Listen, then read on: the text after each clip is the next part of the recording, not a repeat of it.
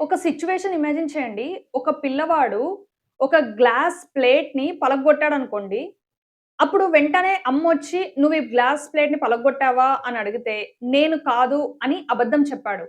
అప్పుడు అతని శరీరంలో కొన్ని మార్పులు జరుగుతాయి. అంటే శ్వాస తీరు మారడం, గుండె వేగంగా కొట్టుకోవడం, చెమటలు పట్టడం ఇట్లాంటివి జరుగుతా ఉంటాయి. ఇవి చూసినప్పుడు చాలామంది ఏమనుకుంటారు అనంటే, చాలామంది అసలు గమనించరు వాళ్ళ శరీరంలో ఈ మార్పులు జరుగుతున్నాయి అని. ఎందుకంటే ఎక్కువ శాతం ఫోకస్ ఆ అబద్ధంని కప్పిపుచ్చడానికే ఉంటుంది. కానీ అబద్ధం చెప్పిన ప్రతిసారి మన శరీరంలో కొన్ని మార్పులు జరుగుతాయి. అవి మన శరీరంని, మన ఆరోగ్యాన్ని దెబ్బతీస్తాయి. ఈరోజు వీడియోలో అసలు అబద్ధం చెప్పినప్పుడు మన శరీరంలో ఏం మార్పులు జరుగుతాయి? అబద్ధం ఎందుకు ఒక అలవాటులాగా మారుతుంది? నిజంగా ఎవరన్నా అబద్ధం చెప్తే దాన్ని మనం గుర్తించవచ్చా? గుర్తించాలి అంటే ఎలా గుర్తించాలి? అబద్ధాలు ఎన్ని రకాలు? అన్న విషయాన్ని క్లియర్‌గా అర్థం చేసుకుందాం. వీడియో ఎండ్ వరకి చూడండి. చాలా మంది ఏమనుకుంటారు అనంటే, అబద్ధం చెప్తున్నారు, లేకపోతే అబద్ధం చెప్పేవాళ్ళు చాలా మటుకు చెడ్డవాళ్ళే ఉంటారు అని అనుకుంటారు. కానీ సైకాలజిస్ట్‌ల ప్రకారం ప్రతి మనిషి జీవితంలో ఎప్పుడో ఒకసారి అబద్ధం చెప్పే ఉంటాడు. ఇది సహజంగా చాలా మంది చెప్తూ ఉంటారు అబద్ధాలు. అబద్ధం చెప్తున్నాడు అనంటే అతను చెడ్డవాడు అని కాదు. ప్రతి ఒక్క మనిషి చెప్తాడు. అయితే ఎందుకు అబద్ధం చెప్తారు? అబద్ధం చెప్పినప్పుడు ఏం జరుగుతుంది అనంటే, అబద్ధం జరిగినప్పుడు ఫస్ట్ మన బ్రెయిన్‌కి ఒక అదనపు వర్క్ పడుతుందనమాట. ఇక్కడ 2 విషయాలు జరుగుతాయి. ఒకటి నిజాన్ని దాచాలి. రెండోది అబద్ధాన్ని నిజంలాగా మార్చాలి. ఈ రెండిటిని మధ్యల మన బ్రెయిన్ చాలా ఎక్కువ వర్క్ చేస్తుందనమాట. మన బ్రెయిన్‌కి నిజం ఏదైతే ఉందో అది చెప్పడం అంత స్ట్రెస్‌ఫుల్ వర్క్ అని అనిపించదు. ఎందుకంటే ఏది జరిగిందో అది చెప్పేస్తుంది. మెమోరైజ్ చేసుకోవాల్సిన అవసరం లేదు. లేకపోతే దానికి ఇంకొక కొత్త స్టోరీ క్రియేట్ చేయాల్సిన అవసరం లేదు. కాబట్టి నిజం చెప్పడం మన బ్రెయిన్‌కి చాలా తేలిక. అలా కాకుండా అబద్ధం చెప్పాలి అనంటే మన బ్రెయిన్ ఎక్స్‌ట్రా‌గా వర్క్ చేసి నిజాన్ని కప్పిపుచ్చుతూ క్రియేట్ చేసిన స్టోరీ చాలా రియలిస్టిక్‌గా ఉండాలి అని జెప్పేసి దాని గురించి ఆలోచిస్తూ ఎక్కువగా స్ట్రెస్ తీసుకుంటుంది. అయితే అసలు అబద్ధం ఎట్లాంటి సందర్భాల్లో చెప్తాము అన్న విషయాన్ని ఫస్ట్ తెలుసుకోవాలి. చాలా మంది అబద్ధం చెప్పేది ఫస్ట్ రీజన్ శిక్ష తప్పించుకోవడానికి. అంటే ఇప్పుడు మదర్ ఏమన్నా అంటదేమో అన్న భయంతోటి ఆ పిల్లవాడు గ్లాస్ ప్లేట్‌ని పలగొట్టినా గాని చెప్పడు నేనే చేశాను అని చెప్పేసి. ఎందుకంటే అమ్మ కొడుతుంది. విద్యార్థులు ఎట్లా అంటే ఎగ్జామ్‌కి ముందు లేకపోతే ఎగ్జామ్‌లో గాని లేకపోతే చదివిన విషయాన్ని నేను చదివారా అనంటే అవును చదివాను అని అబద్ధం చెప్పడం గాని అట్లా చేస్తుంటారు. ఇంకొకటేంటి అంటే లాభం కోసం. ఎప్పుడైనా గాని మనకేదైనా లాభం ఒస్తుంది ఇక్కడ అనంటే, అక్కడ జనాలు ఇన్‌స్టాంట్‌గా అబద్ధం చెప్పేస్తారు. ఇంకొకటేంటి అనంటే, ఇతరుల భావాలను కాపాడడానికి. అంటే ఇప్పుడొక మీ ఫ్రెండ్ అడిగాడనుకోండి, "ఈరోజు నేనెలా ఉన్నాను? ఈ షర్ట్ నాకెలా ఉంది" అనంటే, అతనికది బాలేకపోయినా మీరు బావుంది అని చెప్తారు. ఎందుకంటే అతను హర్ట్ అవ్వొద్దు. అతను డబ్బులు పెట్టి కొనుక్కున్నాడు. అతనికి బావుంటుంది అని అనిపించి కొనుక్కున్నాడు. అతనికి నచ్చిన దాన్ని మీరు బాలేదు అనంటే, అతను డెఫినెట్‌గా హర్ట్ అవుతాడు కదా! ఆ హర్ట్ అవ్వొద్దు అని కూడా అబద్ధం చెప్తారు. ఇది ఇతరుల భావాలను కాపాడడానికి. ఇంకొకటేంటి అనంటే గొప్పలు చెప్పుకోవడానికి. అంటే కొందరు ఎట్లా ఉంటారు అనంటే, వాళ్ళకు అంత స్తోమత లేకపోయినా, లేకపోతే వాళ్ళు అంత గ్రేట్ కాకపోయినా, మేమిది చేసాం, మేమది చేసాం, మేము ఎప్పుడూ ఇక్కడనే బట్టలు తీసుకుంటాం, మేము వేరే ట్రిప్స్‌కి వెళ్తాం, లేకపోతే మేము మనీ చాలా ఎక్కువ ఖర్చు చేసేస్తాం. ఇట్లా ఎక్కువ పోగడాలు చెప్తా ఉంటారనమాట. ఎందుకు అననేసంటే, వాళ్ళు అట్లా చెప్తే ఎగ్జాగరేట్ చేసి చెప్తే, వాళ్ళు వాళ్ళ గొప్పలు చెప్తే, అబద్దాలైనా సరే అవి చెప్తే వాళ్ళకి గౌరవం దక్కుతుంది అని వాళ్ళు ఫీల్ అవుతారు. అందుకని అబద్దాలు చెప్తారు. ఇంకా కొంతమంది ఎట్లా అంటే అవమానాలు తప్పించుకోవడానికి. ఎక్కడైనా ఏదన్నా అవమానం జరిగే సిట్యుయేషన్ వచ్చింది అనంటే వెంటనే అబద్ధం చెప్పేస్తారనమాట. ఎందుకంటే ఆ అవమానాన్ని తప్పించుకోవడానికి. ఇట్లా మల్టిపుల్ రీజన్స్ ఉన్నాయి. అయితే అబద్ధం చెప్పడం ఎట్లా అలవాటుగా మారుతుంది అన్నది ఫస్ట్ తెలుసుకోవాలి. ఎప్పుడైనా గుర్తుపెట్టుకోండి. ఎప్పుడైనా ఒక వ్యక్తి అబద్ధం చెప్పాడు అనంటే, ఆ అబద్ధం చెప్పిన వెంటనే ఆ వ్యక్తి దొరికిపోయి చాలా పెద్ద శిక్ష వేశారు. ఆ మనిషిని కట్టేసి కొట్టారు. లేకపోతే వెలేశారు. లేకపోతే అందరి ముందు పరువు పోయింది. అట్లాంటి సిట్యుయేషన్ వస్తే ఏ మనిషైనా అబద్ధం చెప్పడు.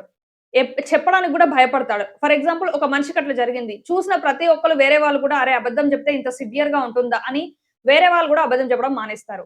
కానీ నిజానికి అట్లా జరగదు. అట్లా జరగకపోవడం పోగా ఇంకా ఏమవుతుంది అంటే లాభం వస్తుంది. కొందరికి అబద్ధం చెప్పడం వల్ల లాభం వచ్చినప్పుడు వాళ్ళు ఎట్లా ఫీల్ అవుతారంటే, ఓహో!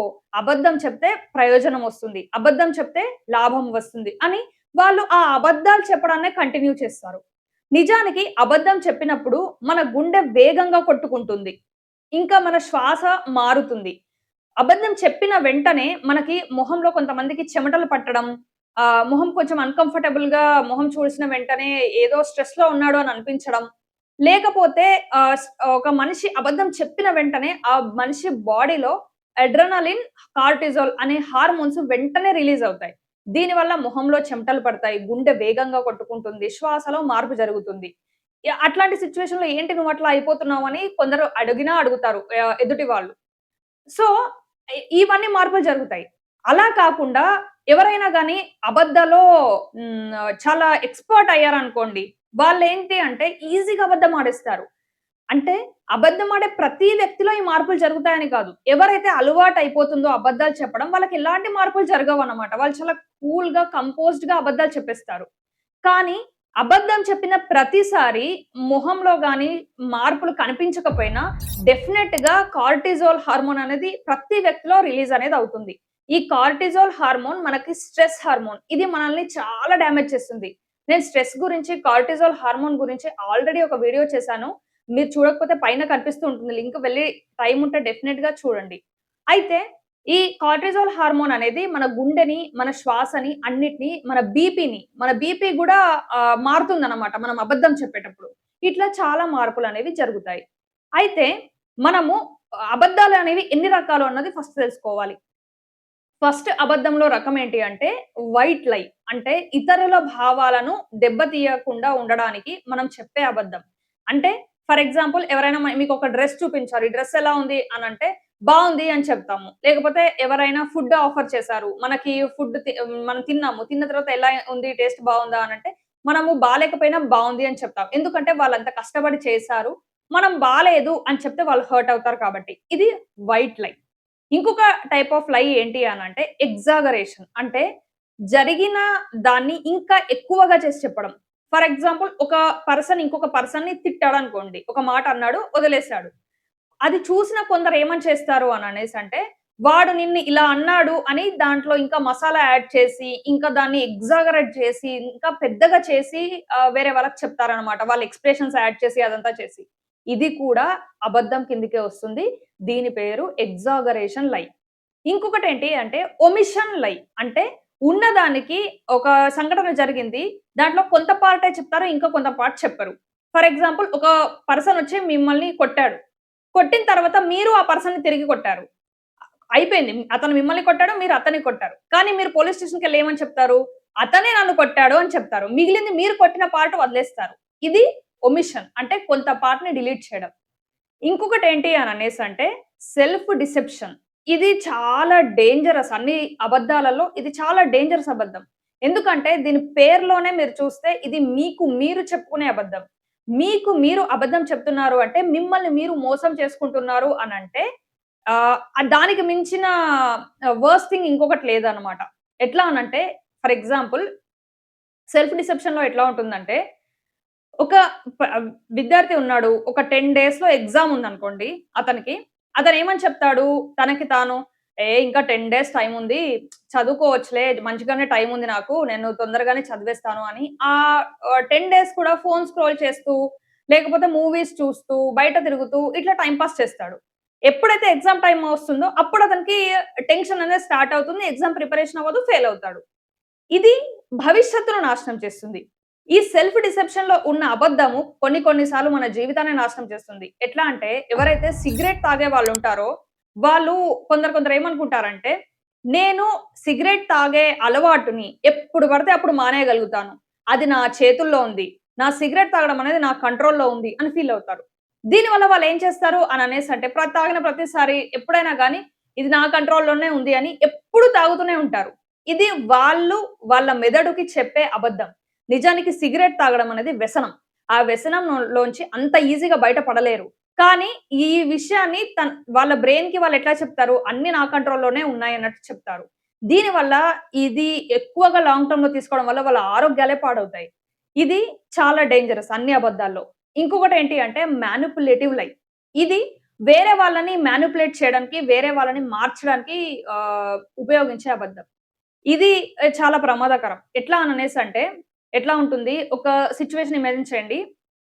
ఒక ఫ్రెండ్ మీ దగ్గరకొచ్చి నాకు డబ్బులు కావాలిరా అర్జెంట్‌గా డబ్బులు కావాలి. మా అమ్మకి బాలేదు. మా అమ్మ ఎమర్జెన్సీ హాస్పిటల్‌లో ఉంది అని చెప్పాడు. మీరు ఇమ్మీడియేట్‌గా మీ దగ్గర ఎంతుందో అంత మీ పేరెంట్స్‌తోని మాట్లాడి, లేకపోతే మీ వేరే ఫ్రెండ్స్‌తో మాట్లాడి ఎట్లాగో ఒకట్లా అరేంజ్ చేశారు. అరేంజ్ చేసి మీ ఫ్రెండ్‌కి ట్రాన్స్‌ఫర్ చేశారు. చేసిన తర్వాత అతను "అమ్మ మంచిగయిందిరా నువ్వు ట్రాన్స్‌ఫర్ చేశావు. నువ్వు చేయకపోతే మా అమ్మ బతికేది కాదు" అననేసి చెప్పేసి ఫోన్ కట్ చేస్తాడు. మీరు హ్యాపీగా ఫీల్ అవుతారు. కానీ కొద్ది రోజులకు మీకేమని తెలుస్తుందంటే, అసలు వాళ్ళ అమ్మకి ఎమర్జెన్సీనే లేదు. వాళ్ళమ్మ బానే ఉంది. ఇతను ఏదో ట్రిప్‌కెళ్ళడానికో, లేకపోతే గర్ల్ ఫ్రెండ్‌కి గిఫ్ట్ ఇవ్వడానికో మీ దగ్గర అబద్ధం చెప్పి డబ్బులు తీసుకున్నాడు అన్న విషయం తెలుస్తుంది. అప్పుడు మీరు చాలా బాధపడతారు. ఇక్కడేం జరిగింది? అతను మీ భావోద్వేగాలతోని ఆడుకున్నాడు. ఇది మానిప్యులేటివ్ లై అన్నమాట. చాలా మంది మిమ్మల్ని మానిప్యులేట్ చేసి అబద్ధం చెప్పి వాళ్ళ ప్రయోజనాన్ని పొందుతారు. ఇట్లా అబద్ధాలలో ఇన్ని రకాలనేవి ఉన్నాయి. అయితే అబద్ధం చెప్పడం అనేది లాభం ఇచ్చినా కానీ, లేకపోతే ఏది చేసినా కానీ, మీ శరీరంలో ఎప్పుడు మార్పులు జరుగుతూ ఉంటాయి. కొందరు ఏమనుకుంటారు అనంటే సినిమాల్లో చూపిస్తారు. ఎవరైనా అబద్ధం చెప్పే వాళ్ళని పోలీస్ వాళ్ళు అబద్ధం చెప్పిన వెంటనే గుర్తుపట్టేస్తారు అన్నట్టు చూపిస్తారు. అవును. పోలీస్ వాళ్ళు చాలా కేసెస్‌ని చూస్తారు కాబట్టి చాలా సిట్యుయేషన్స్‌లో వాళ్ళు గుర్తుపడతారు. కానీ ఒక పర్సన్‌ని అతని శరీర భావాల్ని బట్టి, లేకపోతే అతని గెస్చర్స్‌ని బట్టి అతను టెన్షన్ పడుతున్నాడు అనంటే, లేకపోతే అతను కళ్ళల్లో చూసి మాట్లాడట్లేదు అనంటే, లేకపోతే అతనికి చెమటలు పడుతున్నాయి అనంటే, లేకపోతే అతని చేతులు వణుకుతున్నాయి అనంటే, చేతులకు చెమటొస్తుంది అనంటే, అతను అబద్ధం చెప్తున్నాడు అన్నట్టు కాదు. చాలా మంది నిజాయితీగా ఉన్నవాళ్ళు కూడా పోలీస్ వాళ్ళని చూసి, లేకపోతే ఎవరైనా క్వెషన్ చేస్తున్నారు అనంటే, వాళ్ళు వీళ్ళేంటి నన్ను క్వెషన్ చేస్తున్నారు? నేనేం తప్పు చేయలేదు గదా! అన్న టెన్షన్‌లో కూడా వాళ్ళకి ఇవన్నీ జరుగుతాయన్నమాట. అంటే చెమటలు పట్టడం, వాళ్ళు భయపడి కళ్ళలోకి చూసి మాట్లాడకపోవడం ఇట్లాంటివన్నీ జరుగుతాయి. అంటే నిజంగా అబద్ధమే చెప్పాడు ఇతను. అందుకని ఇతను కళ్ళలోకి చూసి మాట్లాడట్లేదు అని మనం అనుకోవడానికి లేదు.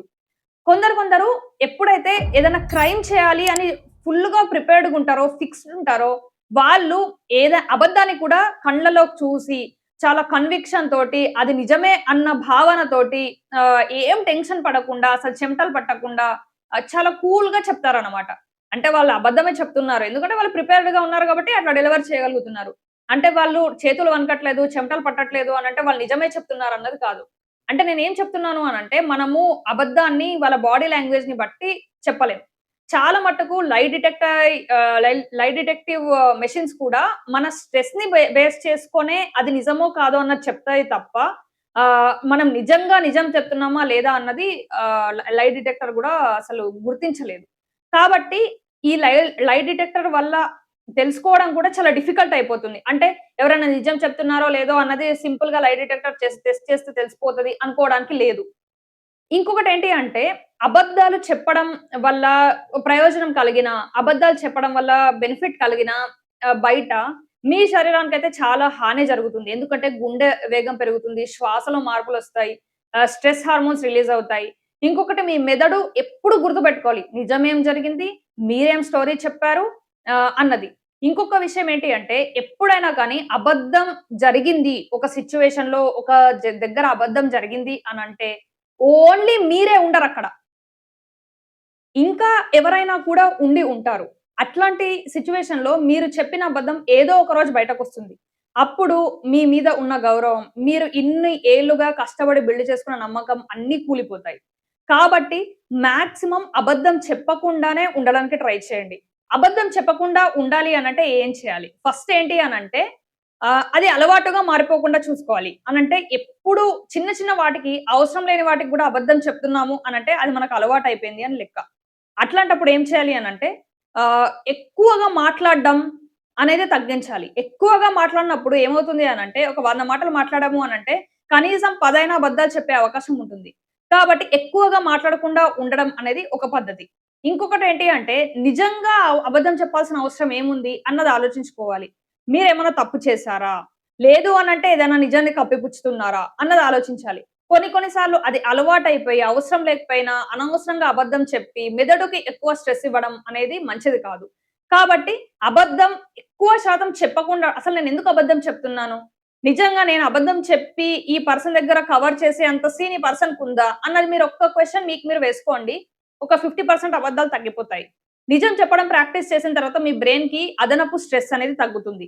ఇంకొకటేంటి అననేసంటే, నిజం ఎంత ఆహ్, చేదుగా ఉన్నా గానీ, నిజం చెప్పినప్పుడు ఏమవుతుంది అంటే, మీకు స్ట్రెస్ అనేది ఉండదు.